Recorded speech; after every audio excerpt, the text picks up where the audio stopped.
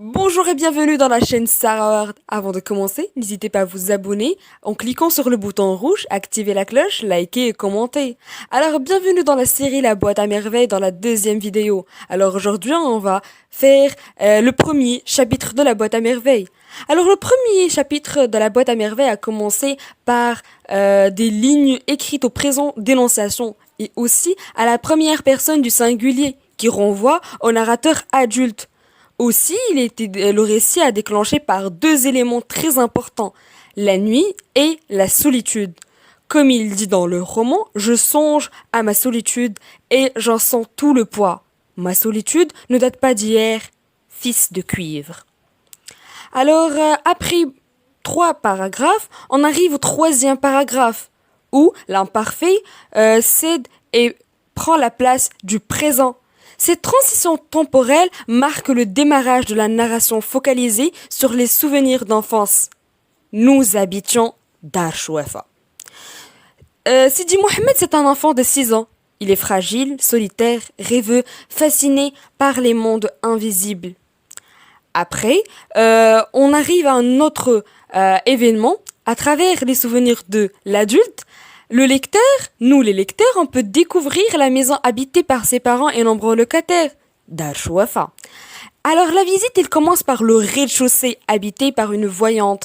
Cette dernière organise un rituel de musique gnawa. Puis on passe au premier étage où Rahma, sa fille Zineb et son mari Aoued disposaient d'une seule pièce. Le deuxième étage est habité par la famille de Fatma al-Bziouya et la famille de Ma'alem Abdeslam. Dar Chouafa, c'est un lieu collectif. Cette habitation surpeuplée s'ouvre sur un patio commun. Tout le monde peut voir, tout le monde et les paroles traversent facilement les murs. Oh là là. Sidi Mohamed, en avance sur son âge, ne se contente pas de regarder les choses. Il cherche à les comprendre. Comme il a dit, moi, je ne voulais rien imiter. Je voulais connaître.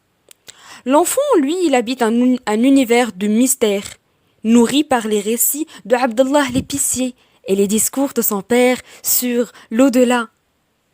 Alors, on arrive à un autre événement. L'enfant de 6 ans, il accompagne sa mère au bain mort. Il décrit ce dernier comme un enfer. Cette métaphore qui souligne la chaleur étouffante et les vapeurs du hammam. Sidi Mohamed s'ennuie au milieu des femmes, de rumeurs et d'agitation. Sidi Mohamed, il n'a que 6 ans. Comme il a dit, j'avais peut-être 6 ans. Ma mémoire était une cire fraîche et les moindres événements s'y gravaient en images ineffaçables. Oui, Sidi Mohamed n'a que 6 ans. La précision de cet âge est très importante parce que la narration de l'épisode du hammam n'aurait pas été possible si le jeune garçon avait 10 ou 12 ans par exemple. Alors cette image d'enfer, malheureusement, elle continue d'habiter le narrateur à l'âge adulte. C'est un mélange de peur et de dégoût. Comme on peut remarquer dans les lignes, je crois n'avoir jamais mis les pieds dans un bain mort depuis mon enfance. Une vague appréhension et un sentiment de malaise m'ont toujours empêché d'en franchir la porte. Alors, le premier chapitre, il se termine par une querelle spectaculaire dont les acteurs sont la maman de l'enfant et sa voisine Rahma pour des raisons futiles.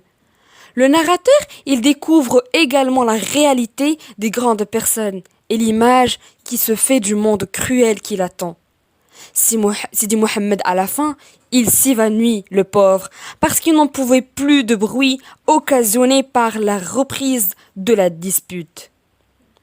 Alors on va terminer notre vidéo par un petit résumé du premier chapitre. Alors le roman, comme on l'a dit, il a commencé par l'évocation de Dar Chouafa. C'est une maison située dans la Médina de Fès où habite Sidi Mohamed avec ses parents, Ma'alem Abdeslam et la Lazoubida. Après avoir présenté les locataires qui occupent les lieux, le narrateur il décrit quelques scènes qui se passent quotidiennement chez la voyante du rez-de-chaussée. Puis, s'attarde sur les journées interminables homicides sous les regards sévères du frère. Vu à son âge, comme on a dit, 6 ans, Sidi Mohamed, il peut accompagner sa mère au hammam, qui gagne à ses yeux des proportions infernales. L'épisode du bain mort est aéré de fréquentes allusions à la Zoubida, la mère bavarde et impulsive qui cherche news à tout le monde, surtout à la voisine Rahma avec qui elle a une violente dispute.